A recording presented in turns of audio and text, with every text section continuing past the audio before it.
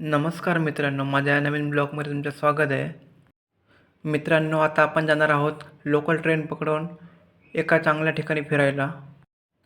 आणि मित्रांनो, आता आपण ट्रेनची ट्रॅव्हलिंग करून पोहोचलो आहे छत्रपती शिवाजी महाराज टर्मिनस या ठिकाणी. आणि हे स्टेशन सगळ्यांना माहीतच असेल. आणि तुमच्यापैकी या ठिकाणी बरेच जण फिरायलासुद्धा इकडे आले असतील.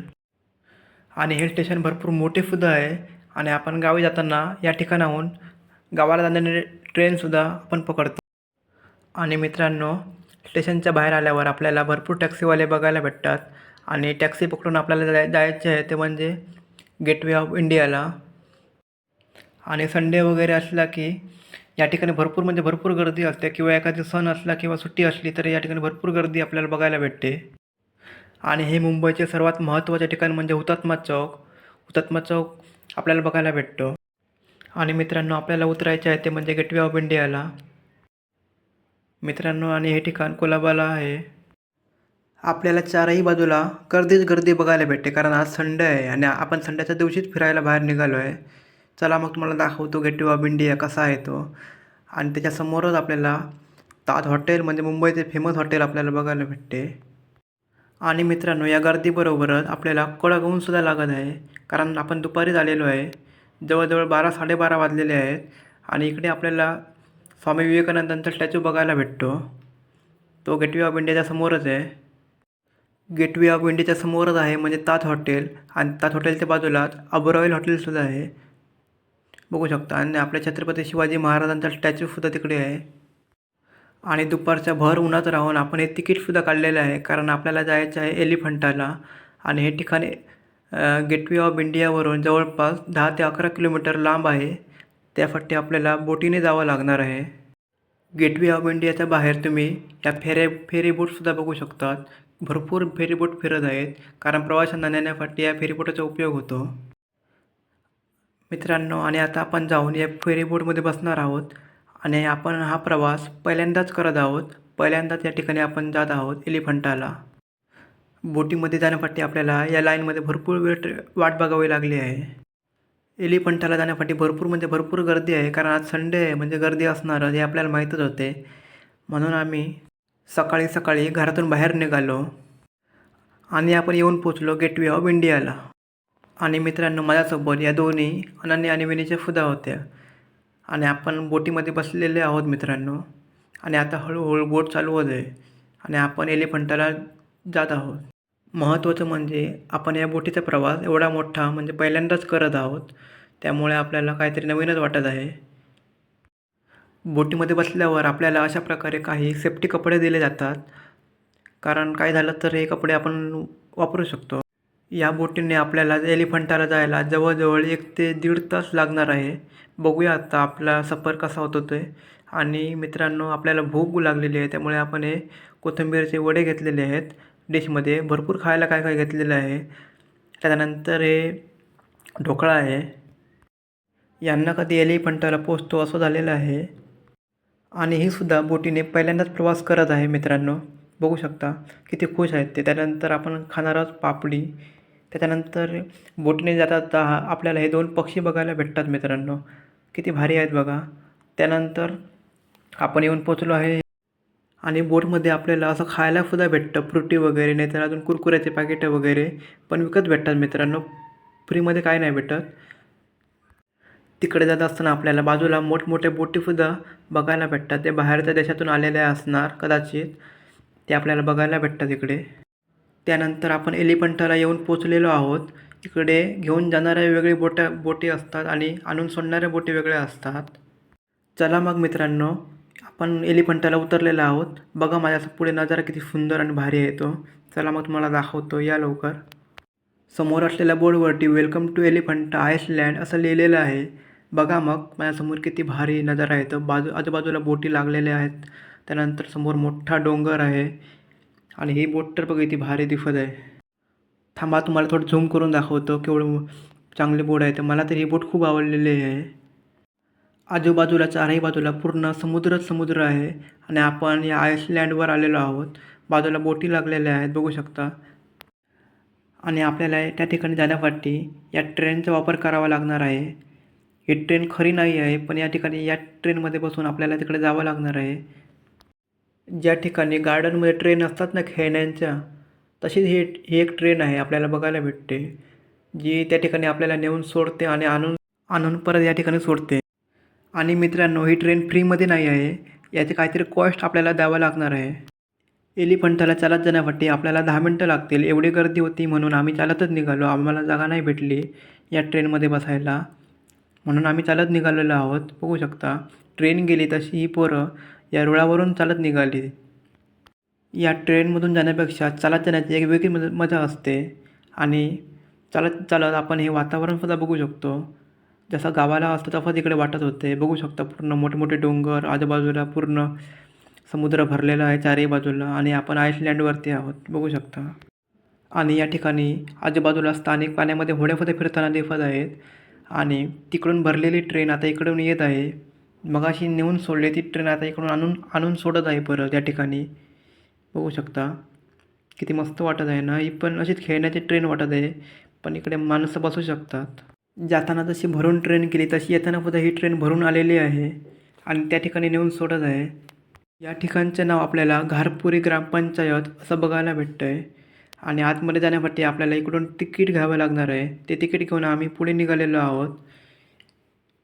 तेव्हा त्या ठिकाणी घारपुरी असे म्हणत होते आणि आता एलिफंटा असं म्हणतात. आणि आपल्याला आजूबाजूला अशी दुकानं बघायला भेटतात, अशी शंख शिंपले असलेले दुकानं बघायला आपल्याला भेटतात. आजूबाजूला अशी वस्तूंची भरपूर दुकानं आपल्याला बघायला भेटतात.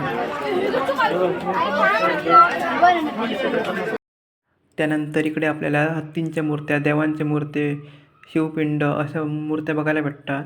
आणि इकडून नजारा तर बघा किती भारी वाटतो आहे मित्रांनो. पूर्ण समुद्र दिसत आहे आणि इकडे माकड भरपूर फिरताना दिसतात आपल्याला. इकडे आल्यावरती माकडं भरपूर असतात आणि या माकडांची तारेवरची कसरत तर बघू शकता. या अशा कसरती आपल्याला फ्रीमध्ये बघायला भेटतात. त्यानंतर आपण पुढे जाणार आहोत. बघूया समोर काय दिसत आहे ते, म्हणून आम्ही पुढे जायला निघालो. बघूया तर काय नजारा आहे तो. चला मग. आणि आपण आता हळूहळू पुढे जात आहोत. इकडून पण आपल्याला मस्त समुद्र दिसत आहे. आजूबाजूला पूर्ण डोंगर, बोटी आणि तो ब्रिज एक नंबर वाटत आहे. आणि त्याच्यानंतर आपल्याला बघायला भेटली ती म्हणजे ही मंगलोर कौलं. आणि ही कौलं बघून तर मला गावचीच आठवण आली. बघू शकता, तर तुम्हाला पण गावची आठवण आली असेल. आणि हिला विचारलं एक शिंग कुठे गेला, तरी बघायला भेटली. त्याच्यानंतर आपण येऊन फुटलो पुढे. त्यानंतर आपल्याला माकड बघायला भेटतात. त्यानंतर आपल्याला वरती जायचं आहे. हे काय खाद्य आहे काय माहिती. चला मग आपण वरती जाऊया, तुम्हाला वरचा नजारा दाखवतो, एकदम भारी आहे. इकडे आल्यावर आपल्याला आजूबाजूला माकडं दिसत आहेत. ती पण लाल तोंड असलेली माकडं. आपल्याला गावाला कशी मोठी माकडं असतात, पण तशी नाही, इकडे लाल तोंडाची माकडं असतात. आणि यांना काही पण खायला घातलं तरी ते खातात. चॉकलेट असो, केळी असो, अजून काही पण त्यांना खायला घालायचं. आणि आजूबाजूला पूर्ण जंगल आहे. ही आपल्याला जंगल बघायला भेटतात. तिकडे बघा किती मस्त वाटत आहे. पूर्ण डोंगर आणि जंगल एकदम भारी. आइसलँडवरती आल्यावर असं आपल्याला बघायला भेटतं. आणि इकडून आपल्याला समुद्राचा नजारा बघायला भेटतो. तुम्हाला झूम करून दाखवतो बघा. तो ब्रिज मगाचा मस्त आहे ना. त्यानंतर हे पूर्ण डोंगर हिरवंगार. त्यानंतर हे ब्रिज आपल्याला वरती आल्यावर हे सगळं बघायला भेटतं. त्याच्यानंतर एलिफंटाला आल्यावरती वरती तोफ आहेत, ते आपल्याला बघायला जायचे. 2 तोफ आहेत मित्रांनो. चला मग तुम्हाला वरती आल्यावरती तोफ दाखवतो. त्यानंतर हे काय आहे माहीत नाही, ते पण जुन्या काळातलं काहीतरी आहे. त्याच्यानंतर ही पण दाखवते बघा, काहीतरी आहे बोलते इकडे. त्याच्यानंतर आपण ही तोफ बघायला आलेलो आहोत. बघू शकता ही की आपल्याला शिवाजी महाराजांच्या काळातले तोफ आहेत की माहीत नाही, पण इथे एक तोफ आहे. त्यानंतर इकडे आग बिग लावायची ते असे या ठिकाणी. आणि त्यानंतर ती तोफ चालायची. बघू शकता एकदम जुनी मजबूत तोफ आहे. त्यानंतर ह्यांचा फोटो पण त्या टोपीमध्ये काढला बघा. हे किती खुश झाले आहेत वरती येऊन. त्यानंतर एकदम जुनं झाड आहे, एकदम म्हणजे 100-200 पूर्वीचं असेल. भरपूर झाडं आपल्याला अशी जुनी बघायला भेटतात इकडे. त्यानंतर हे डोंगर आहेत बघा, वरून डोंगर किती नजारा किती भारी दिसत आहे. पूर्ण आजूबाजूला समुद्र. हे गाव आहे कोणतं तरी बघा, झूम करून दाखवतो. मायर्स नावाची एक बोर्ड आहे इकडे, मर्स नावाची. ती पण बाहेरच्या देशातून आलेली असायला. आणि ही आहे दुसरी तोफ मित्रांनो, बघू शकता. ही सुद्धा जुनी दुसरी तोफ आहे. या ठिकाणी सुद्धा आपण फोटो काढला, बघू शकता. त्यानंतर हे पण दुसरं गाव, तेच गाव आहे. त्या आइसलँडवरती लोक राहतात. हे तळ दिसते इकडे, तुम्हाला झूम करून दाखवतो थांबा. हे तळ आहे, पाणी आहे त्यामध्ये. आणि त्यानंतर आपल्याला फिरून फिरून भरपूर दम लागला. मग आम्ही काय लिंबू सरबत घेतलं आणि निघालो. आणि दमून बिवून 2 तोफ बघितले आणि आपण निघालो घरी जायला, खाली जायला. चला मग खाली जायला आपण निघालो आणि खाली आल्यावर आपल्याला हे असं आपल्याला बघायचे आहेत ते म्हणजे लेणी. चला मग आपण लेणीत बघूया किती आहेत ते, कोणते आहेत ते. इकडे पण मोठी मोठी झाडं आहेत आजूबाजूला. चला मग तुम्हाला आतमध्ये नेऊन दाखवतो काय नजारा आहे तो. एलिफंटाची गुफा पौराणिक आहेत आणि इकडे देवतांची खास मूर्ती इकडे आपल्याला बघायला भेटतात. एलिफंटाच्या गुफांना युनेस्कोने 1987 साली वर्ल्ड हेरिटेज यामध्ये सामील केलेले आहे. एलिफंटा मुंबईपासून सुमारे 11 किलोमीटर एवढा आहे. हे एलिफंटा घारपुरी द्वीपवर आहे. या ठिकाणी सुमारे 7 गुफा आहेत. या ठिकाणी शंकर देवाची अनेक रूपे दाखवली गेली आहेत. या ठिकाणी गुफा डोंगर फोडून या मूर्त्या बनवल्या गेल्या आहेत. ही कला दाक्षिणात्य भारतीय मूर्ती कलेशी प्रेरित आहे. हे मंदिर चाणक्य राजकुमारने बनवले होते, पण जेव्हा इकडे पोर्तुगीज आले तेव्हा त्यांनी हे जुने गुफा फोडून इकडे हत्तींच्या मूर्त्या बनवल्या आणि या गुफांची नावं घारपुरी बदलून एलिफंटा असं केलं आहे. इकडे हिंदू धर्माची अनेक देवतांची मूर्ती आहेत, जे हे डोंगर फोडून बनवले गेले आहेत. या ठिकाणी शंकराची 9 मूर्त्या आपल्याला बघायला भेटतात. इकडे शंकराची 9 वेगळी रूपं दाखवली गेली आहेत. चला मग आपण ही रूपं बघूया शंकराची. आणि या गुफांच्या बाजूला आपल्याला पाणी असलेले एक तळ बघायला भेटतं. चला मग आता आपण आतमधल्या मूर्त्या बघूया. शंकराच्या किती 9 रूपं आहेत ती. चला, अशा 7 गुफा आहेत मित्रांनो. आता आपल्याला हे 2 बघून झाले. आता ही तिसरी गुफा बघायला भेटते. त्यामध्ये सुद्धा अशा मोठमोठे खांब आहेत आणि या ठिकाणी 24 स्तंभ आहेत मित्रांनो. 24 स्तंभ आपल्याला बघायला भेटतात. बघा, सगळ्या गुफा अशा प्रकारेच आपल्याला बघायला भेटतात. तर या ठिकाणी सुद्धा भरपूर गर्दी होती असं गुफा बघायला. एक पौराणिक मंदिर आहे एक प्रकारचं. शंकराच्या 9 रूपं असलेली, त्रिमूर्ती असलेली शंकराची या ठिकाणी आपल्याला बघायला भेटते. त्यानंतर हे बघा, इकडे शिवलिंग आहे यामध्ये. त्यानंतर इकडे काहीतरी लिहिलेलं आहे, म्हणजे या शिवकालीन पौराणिक कथेशी असं काहीतरी लिहिलेलं आहे इकडे बघू शकतात. आणि इकडे या मूर्त्या बघायला आज संडे असल्याने भरपूर गर्दी आहे आणि आतमध्ये काळोख भरपूर आहे बघू शकता. मंदिराच्या 4ही बाजूला आपल्याला काळोख दिसत आहे. आपण टॉर्च घेऊन इकडे सगळं बघूया काय काय आहे ते. चला. त्यानंतर गुफांच्या दोन्ही बाजूला आपल्याला असे 2 सिंह बघायला भेटतात. एकाचा मानच नाही आणि एक असा पूर्ण सिंह आपल्याला बघायला भेटतो. आणि त्यानंतर मंदिर पूर्व भाग असं काहीतरी लिहिलेलं आहे. त्याची त्रिमूर्ती लेण्यांचं असं काहीतरी आहे.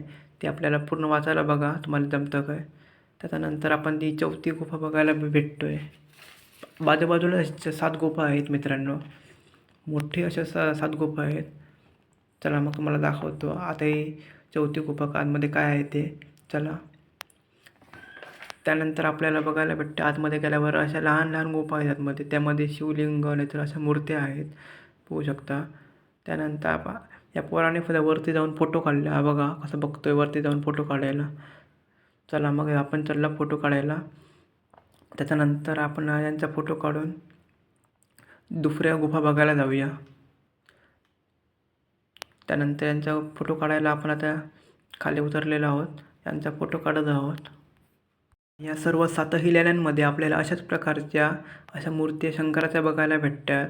त्यानंतर शंकर पार्वतीचं लग्न असलेलं हे मूर्त्या तिकडे आपल्याला बघायला भेटते. असं भरपूर काय काय आहेत मूर्त्या, त्रिमूर्ती अशा दाखवल्या गेल्या आहेत. आणि अशा लेणी 3ही अशा ठिकाणी या ठिकाणी लिहिलं गेलेलं आहे. भरपूर मोठी चांगली लेणी आहे तिकडे. त्यानंतर या ठिकाणी त्यानंतर आपण आतमध्ये जाऊन बघूया या गुफांमध्ये काय आहे ते. तर या गुफांमध्ये मित्रांनो आपल्याला असं मूर्त्या बघायला भेटतात, शिवलिंग वगैरे असं बघायला भेटतं. त्यानंतर या सगळ्या गुफा बघून झाल्यावर आपण बाहेर आलो आहोत. तर या माकडांच्या गमती आपल्याला बघायला भेटतात, काय काय खातात ते बघू शकता. एक जण चॉकलेट खातो आहे, पाणी पितो आहे. त्यानंतर आपल्या गुफा बघून झालेल्या आहेत मित्रांनो. आणि तुम्हाला जर गुफाबद्दल माहिती हवी असेल तर इकडे येऊ शकतात. एलिफंटा गुफा. त्यानंतर इकडे आजूबाजूला भरपूरच माकड होते बघू शकता. बघा काय खातो आहे, केळं खातो आहे. लोक यांना काही ना काही घालत असतात खायला. त्यानंतर गौतम बुद्धांचं त्रिमूर्ती असलेलं हे गौतम बुद्धांचं मूर्ती आपल्याला बघायला भेटते. त्यानंतर आपण इकडे भरपूर रेस्टॉरंट आहेत, हॉटेल भरपूर आहेत. चला मग आता आपल्याला ही ट्रेन पकडून आपल्याला जायचं आहे ते म्हणजे परतीच्या प्रवासाला. आणि मित्रांनो इकडे येऊन भरपूर मजा आली. आपल्याला ही 7 गुफा बघायला भेटली. यामध्ये असलेली मूर्ती बघायला भेटते. आता ट्रेनमध्ये आपल्याला बसायला भेटलं. जाताना आपण चालत निघालेलो आणि आता येताना बसून निघतोय. बघू शकता. बाजूला मस्त पाणी वाटत आहे. भरपूर भारी पाणी आलेलं आहे इकडे. त्यानंतर हे डोंगर मस्त संध्याकाळ झालेली आहे आणि आता आपण चाललो आहोत खाली घरी जायला. आता आपण परत बोटीने जाणार आहोत. सूर्य पण मावळत चाललेला आहे आणि आजूबाजूला आपल्याला असं वातावरण बघू शकतो. मस्त वाटतं एक नंबर. आणि मित्रांनो, आता आपण इकडून येऊन बोटीमध्ये बसलेलो आहोत आणि बोट आता परत निघणार आहे. ती म्हणजे गेटवे ऑफ इंडियाला. आपल्याला 1-1.5 तासाचा प्रवास हा आता आपल्याला करायचा आहे. चला मग बोट चालू झालेली आहे आणि आता आपण चाललेलो परतीच्या प्रवासाला. संध्याकाळ होत चाललेली आहे, रात्र होत चाललेली आहे. जवळपास 6 नंतर हे ठिकाण बंद होतं आणि आता आपण निघालेलो आहोत या ठिकाणाहून. बघू शकता मस्त वातावरण आकाशात. किती पाणी आहे ते. त्यानंतर आजूबाजूला आपल्याला अशा होड्या बोटी बघायला भेटतात जाताना. प्रवाशांना आणून सोडत आहे गेटवे ऑफ इंडियाला. कारण आता 6 वाजून गेलेले आहेत. त्यामुळे हे सगळे लोक आता गेटवे ऑफ इंडियावरून आपापल्या घरी जातील. आणि मित्रांनो, तुम्हाला यायचं असेल तर संडे बिंडे पकडून येऊ नका. भरपूर गर्दी असते. त्यानंतर आपल्याला ही अलिबागवरून आलेली बोट बघायला भेटते.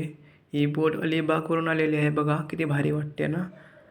मस्तच आहे, एक नंबर वाटत आहे ही बोट. आणि आता मित्रांनो, रात्र झालेली आहे आणि आता आपण गेटवे ऑफ इंडियाला पोचणारच आहोत. त्यानंतर जाता जाता आपल्याला ही बोट बघायला भेटली. मला तर ही बोट भरपूर आवडलेली आहे. आणि जवळपास 1-1.5 तासाच्या अंतरानंतर आपल्याला जवळजवळ एक ताज हॉटेल दिसायला लागले आहे. गेटवे ऑफ इंडिया पण बाजूला आहे, अब्रॉयल हॉटेल बाजूला आहे आणि हे आपल्याला बघायला दिसत आहे. त्यानंतर तुम्हाला झूम करून दाखवतो थांबा. आणि आता आपण हे बघा जवळ आलेलो आहोत. आता आपण उतरणार आहोत बोटीतून गेटवे ऑफ इंडियाला. आणि मित्रांनो, हा प्रवास खूपच मस्त होता, मजा आली. आम्ही संडे पकडून गेलेलो. तुम्ही पण जावा, पण संडे बिंडेला जाऊ नका. भरपूर गर्दी असते, उन्हात राहावं लागतं, तिकीट काढावं लागतं.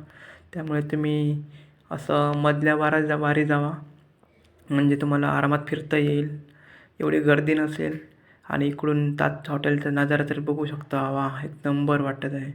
आणि मित्रांनो, तुम्हाला जर हा व्हिडिओ माझा आवडला असेल तर लाईक, शेअर आणि सबस्क्राईब करा. आणि ही बोट बघा एकदा, किती भारी वाटत आहे. काय माहिती, डिस्को बोर्ड असेल, पार्टी बोर्ड असेल, त्यामध्ये काहीतरी पार्ट्या केल्या जात असतील. बघू शकता. आणि हा नजारा बघून तर गेटवे ऑफ इंडियाचा मला खूप आवडला आणि तुम्हाला पण आवडलाच असेल. चला मग, बाय बाय. आणि तुम्हाला माझा व्हिडिओ आवडला असेल तर परत एकदा लाईक, शेअर आणि सबस्क्राईब करा. Video bye bye. चला. आणि आता आपण येऊन पोचलेलो आहोत या ठिकाणी. चला.